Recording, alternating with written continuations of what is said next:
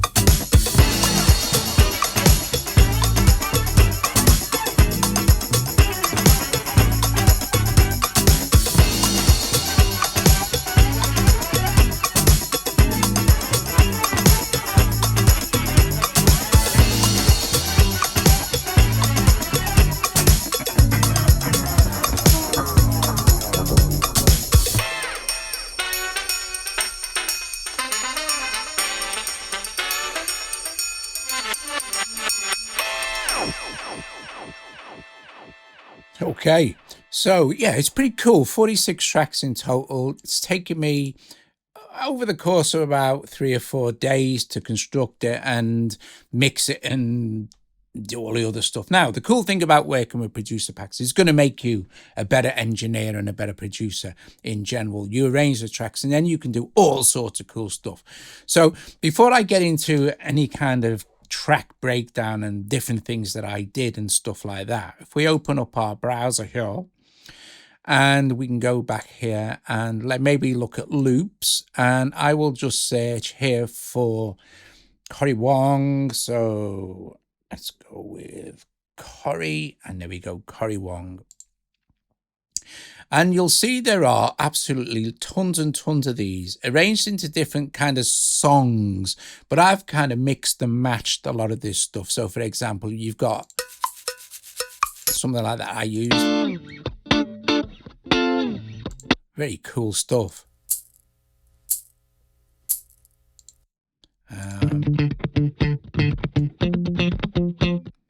And of course, I've adjusted the pitch to, I think it was C major, but I adjusted it to A major, speeded it up a bit. I think originally, oh no, some of these are 120, but you've got stuff like, if we go down here with the drums and guitars and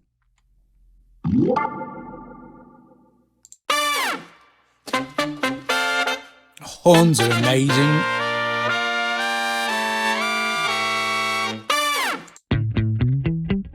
So obviously a lot of this stuff I didn't use.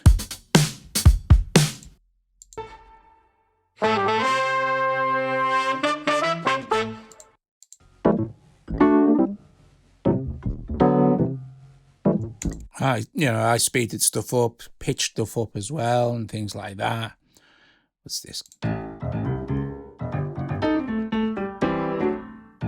And of course, any of this stuff, see, that was 110 BPM. This is 125, but of course, everything is going to be locked into the tempo of your project. One of the glorious things about Apple loops, of course. Some really nice slap bass there. Didn't use that one. I'm going down. I mean, there's so much cool stuff.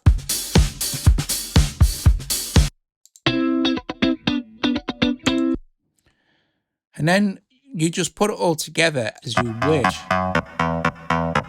So that was originally 182 BPM.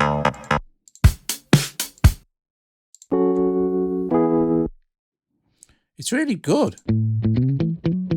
So that's what I did. I basically arranged, and of course there's one shots as well, percussion stuff, things like that.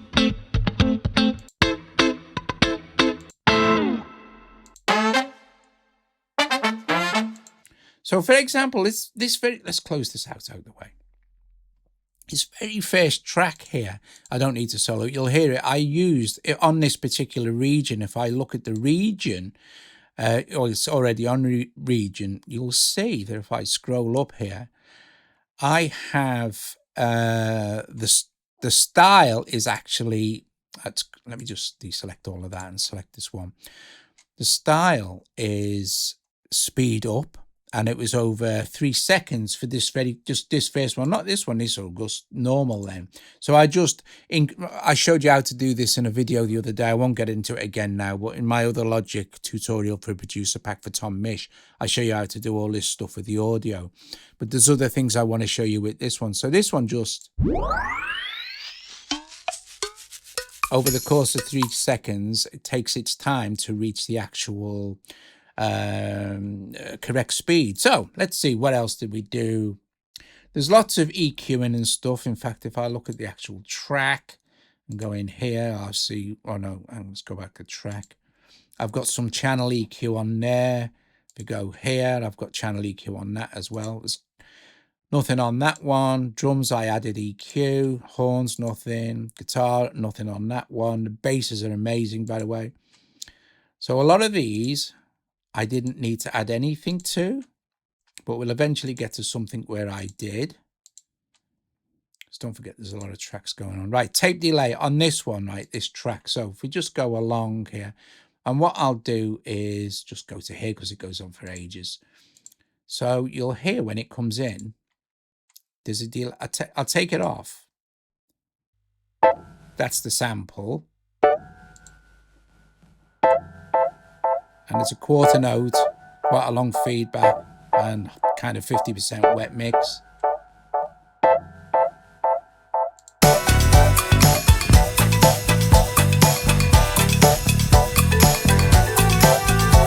Right. Now this one, this piano, I did put on a stereo delay, so without the delay,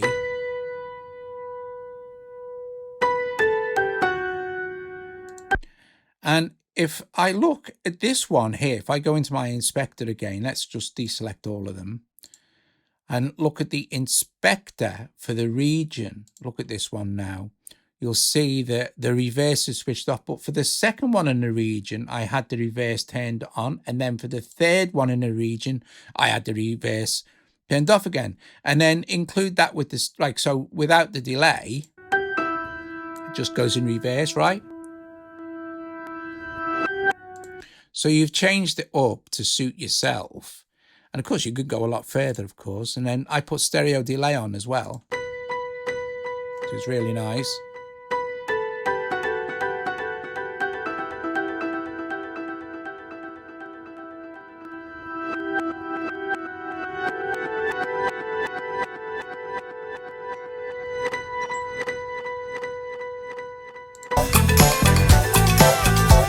And it sounds really nice when it's blended in with the rest of the track. So what did we do with these? Nothing. The basses are recorded brilliantly, actually. You really don't need to do outs to them.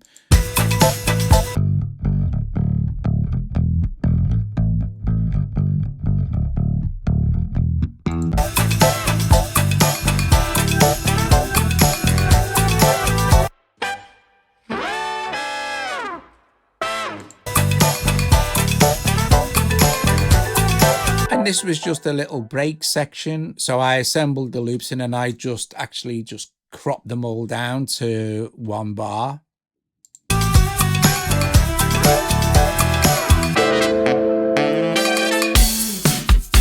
Now in this section, let's see, let's kind of get it going. In fact, let me go back to the beginning of that section and just play a little bit.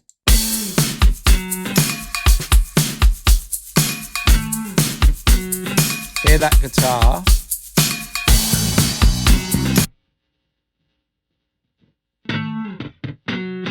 If I select it, you'll see I had a Space Designer on there.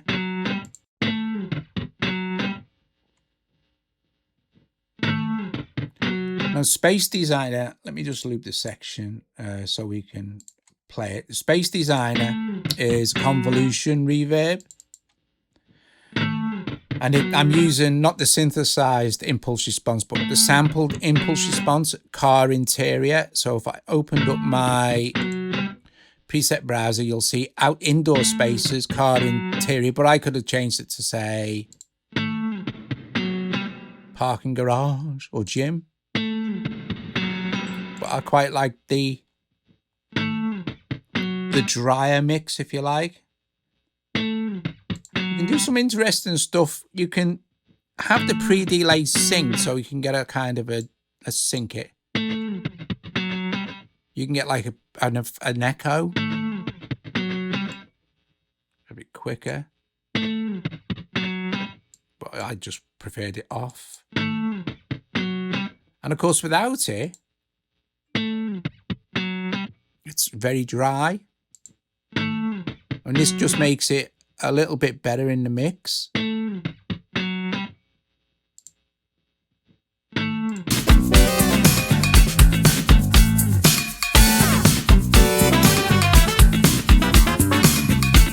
nothing on the bass.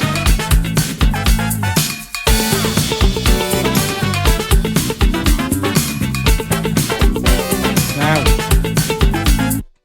let's solo both these guitars. This was the first one that I put in, actually. Let's just solo this one. This one, let me go back to trying to get a point of looping for you. Now you hear it's all the way panned. If we look at the mixer,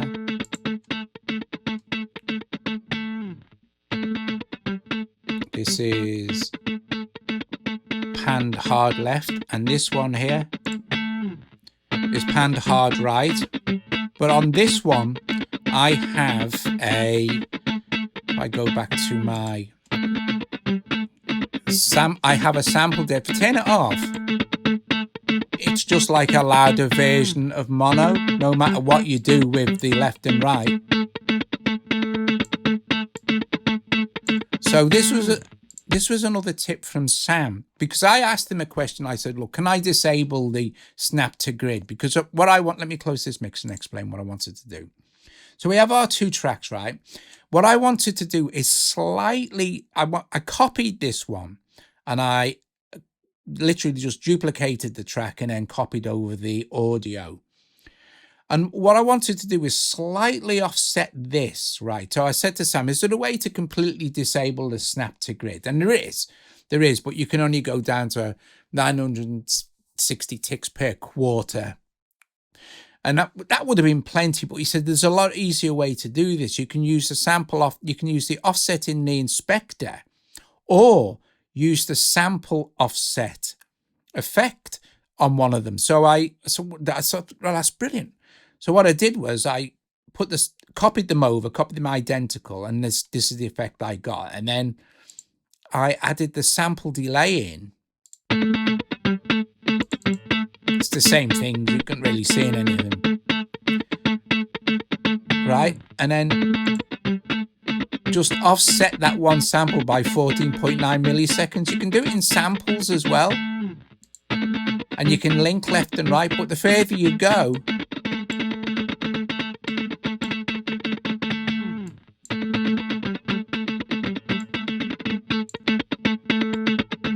it only needs a tiny bit.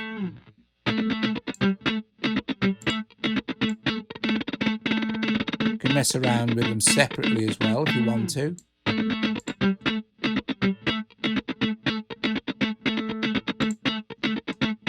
But all I wanted to do is so that you could perceive that one was hard left and one was hard right. And of course, in the mix, that just sounds great. It just pops right out. If I turn it off, it's not as good, right?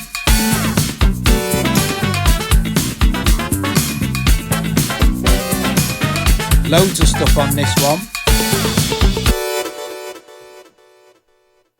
Now I did some more interesting stuff with this a bit further on. So I've got a space designer on there, stereo delay.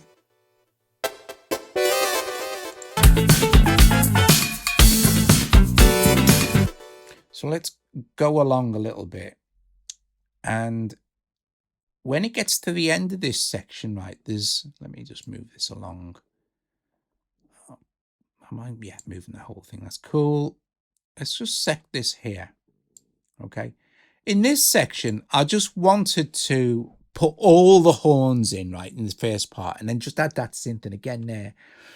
But I put all the horns in, right, so it sounds it's kind of cool. It's just, let's go from here so you get the idea of what it sounds like.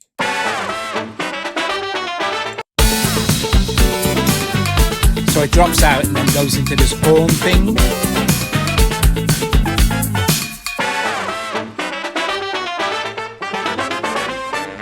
It's just going to loop. So what I did is I went into the mixer. Let's play it and see if we can find them all. There's a couple here. So I started to pan them left and right alternatively as they kind of go along in the track. Let's just put them back on so we can see what's going on here. Some more here.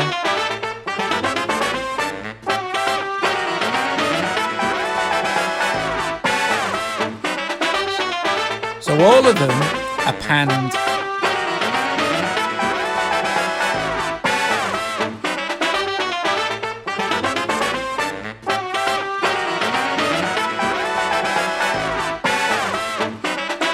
And then on the second half of this, I left all the horns in, but introduce this synth back in. So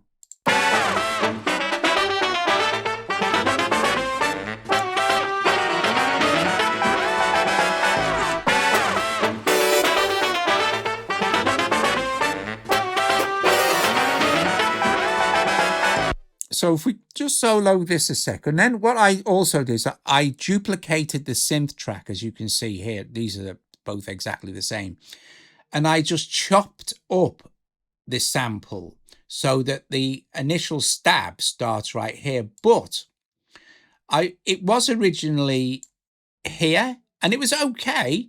I mean, it sounded, let's just play it from the beginning. It sounded like this and let it go over the top because it's got a delay on it. The delay obviously trails over. It was nice, right? So.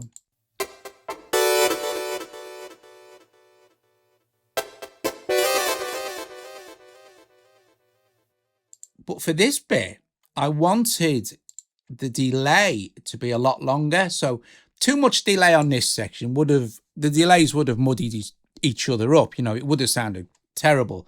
This one is the only thing on this track. If I open it up, you'll see that the stereo delay, the feedback is much more than the feedback on this one, right? So just a copy and then I can make adjustments. And you'll also notice the EQ here, I topped up the top end even further on this one, but the delay goes on for a lot longer. So now with the two of them together with the delay, you get a shorter delay time with this one left and right. So it's stereo delay, 1 at 1/4, 1 at 1/8. And then this one, of course, this one and this one are different. So this delay is much longer. It's nice. So listen, it goes like this.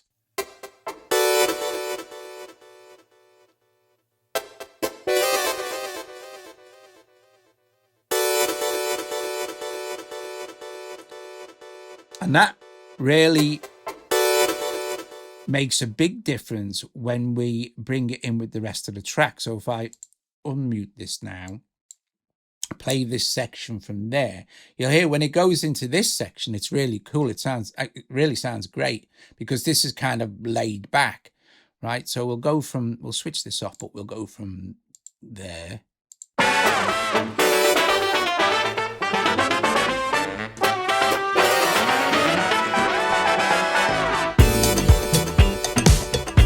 That sounds really cool. Now this section's got quite a lot going on. So what we shall do, I think, is I'll just select the entire region because I think this is the last region. And then I'll just choose to cycle the region. So cycle selection, and that's cool. That's what we want. And then that's the end part. Yeah. So. Right, so what's going on here, right? So we have these drums. Let's open up our Inspector C. I have an EQ on the drums, so just to punch them through a little bit. So let's go from there. See,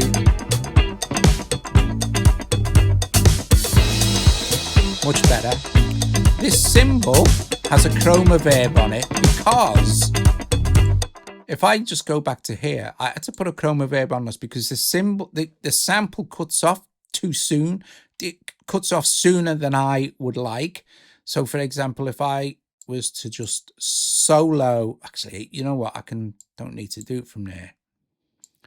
I'll close this back over. I can solo it from here as long as I'm selected on it. So if I solo the cymbal and I turn chroma verb off and go from there, let's just jump to there. See, I wanted it. It's fine, but that's not what I wanted. So I messed around for ages with chroma verb settings to get this kind of more ringing out cymbal, which is much better.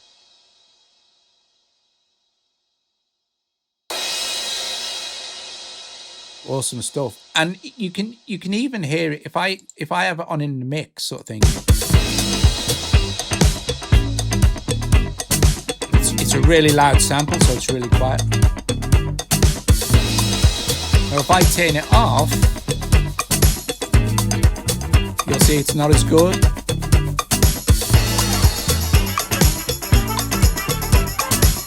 even if I turn the volume up a bit. See, it cuts off.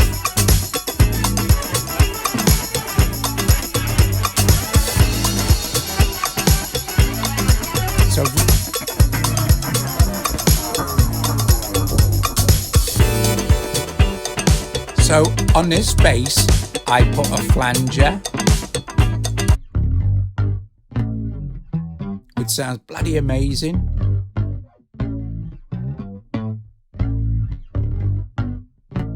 But that's the only thing I did to the bass.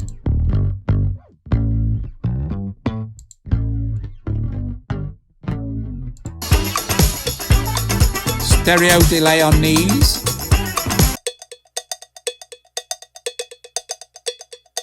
Without.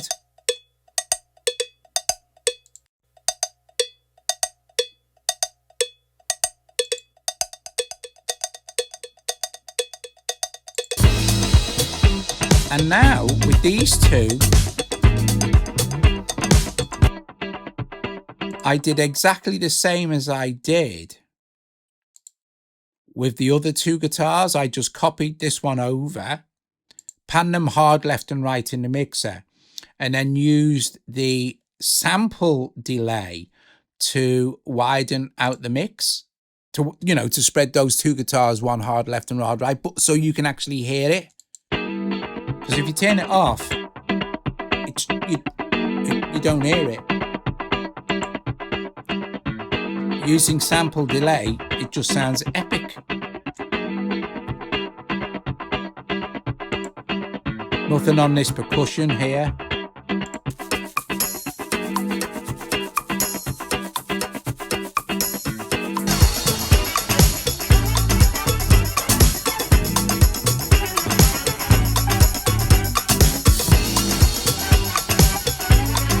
Now, I'm going to take this because I did some tricky stuff with the end part. So I'll just take the loop to there so you can hear what's going on. In fact, because we're only really concerned with these two sections here now, because we've heard the rest of it, right? So I'll just play that.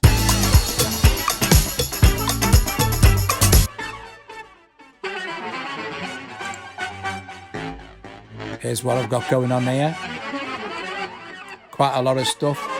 Again, with this one, this first region is running forward. The second region is running in reverse. And then the third region runs forward.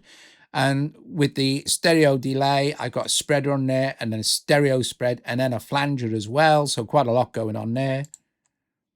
So let's play. Turn all this stuff off.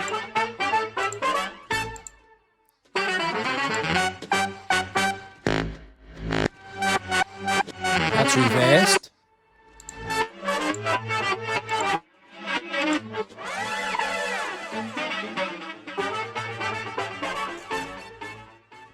Not that there was anything the matter with the sample, but it's just I wanted to mess around, see what I could do.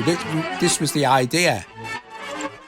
You know, you can really hone your mixing skills and production skills by using other people's loops and stuff, because you haven't composed it, you're just arranging it, right? It's not, I composed none of this, played none of it. All I did was arrange these loops, messed around with them, did this and that, just to get a vibe that I thought sounded okay. Right, okay, so let's carry on with this section, shall we? And bring in the... Nothing on that one, just a...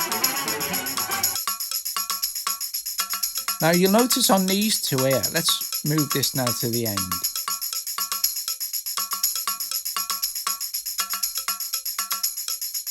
You won't hear anything because it's moved, but you see I've got three of these are all going to slow down. So not fade out, I didn't have them fade out, I had them slow down. So if I bring them back in, let's...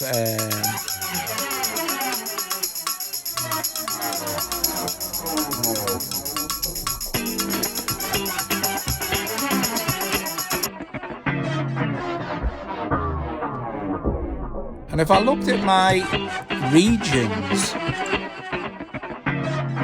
so I've got slow down 5 seconds for this. I would imagine 5 seconds for this one, and also 5 seconds for this one as well. But I left all the other stuff normal. So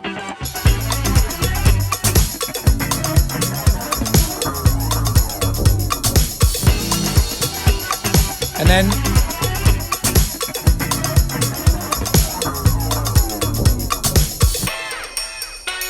the last section,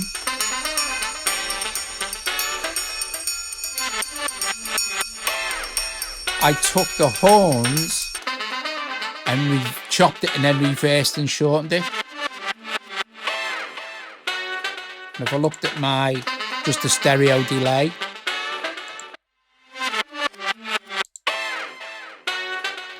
and when I said earlier, the same kind of thing with the synth.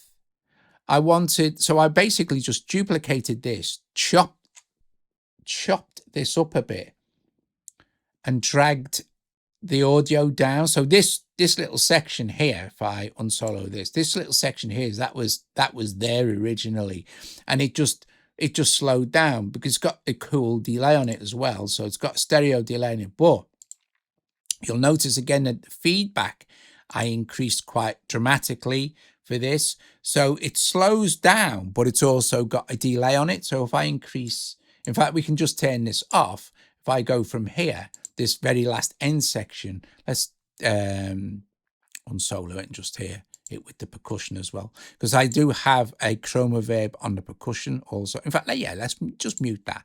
Let's hear the actual horns and this one as well.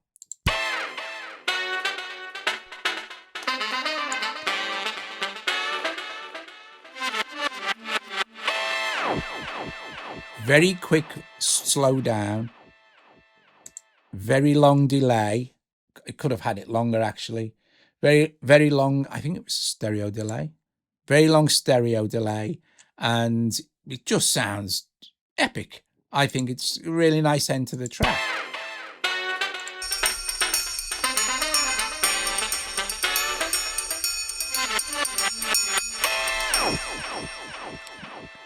Now, the chroma reverb serves a couple of purposes here on this track. If we listen to it, let's select it as well so we can see our chroma reverb. It's true dry without it. Let's get this cycle going again. Let's leave a little bit of tail. So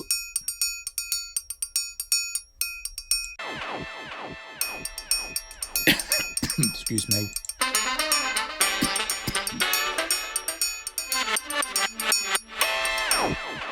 See, not only does it sound too dry mixed in with this, which has got like the delay on and stuff and the reverse stuff and things, it also cuts off too much. So, well, I thought, well, okay, well, let's mess around. I did try the reverb. So the chroma reverb was the best for this kind of effect.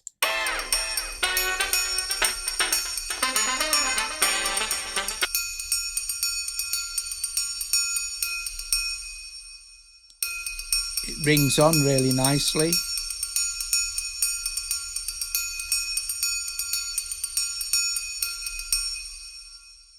And of course, when we blend it in with the other one,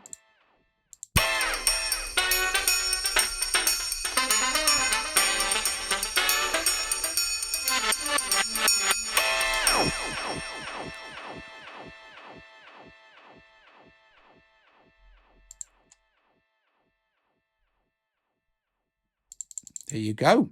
So there you go, guys. I will play the track again for you in its entirety. Oh, yeah. Let's just quickly take a look at the mastering chain as well. So it's, I don't know, it's about 4 minutes, I guess, something like that, the track.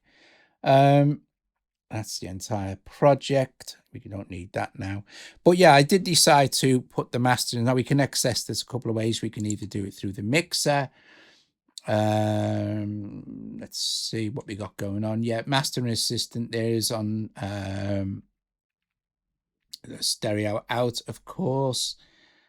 And yeah, there, it's on our stereo out tracker. We can access just by tapping this, and or I can access it through, let's close that down, can access it through here as well. If I go back, if I just close this down, close this down, open this one up, we can go to output and see the Mastering Assistant there is as an output on the entire project, so that you can also add it there as well. And then, like I said, all I did was let it analyze the track. So I used transparent. So for example, you can choose different valve, punch, clean, transparent. You could use clean this time. We've got all our metering here. You can do stuff. Let's just reanalyze it then. So, and then it'll take a few seconds to reanalyze the track. And once it's done, it'll kind of render it sort of thing for us. Obviously, the more it's going on, the longer your track, the more dense it is, the longer it's going to be before it creates a mastering chain for you. But in a second, it'll do it. There we go. And now we've got a slightly different one, a slightly different vibe. And yeah, you can reanalyze as many times as you like. You can use custom EQ or not. I put a little tiny bit of boost in here and there. Correlation should always be to the right side of this zero here, so that you know your stereo is going to be right. If you're down here, you'll get phase cancellation issues and stuff, but most of the time you'll be fine. Anyway, let's play the track. Guys, if you watched this video premiere, thank you very much. Bless you all. It's much appreciated. And if you like the video, please give it a thumbs up, subscribe to the channel. Please consider becoming a Patreon and all that other cool stuff you can do to help support me and Joe here at Sound Test Room. Anyway, awesome stuff. The Cory Wong pack, it's marvelous. It's great. You can mix and match packs as you wish. Brilliant. Top job. See you guys later. Ta-ra.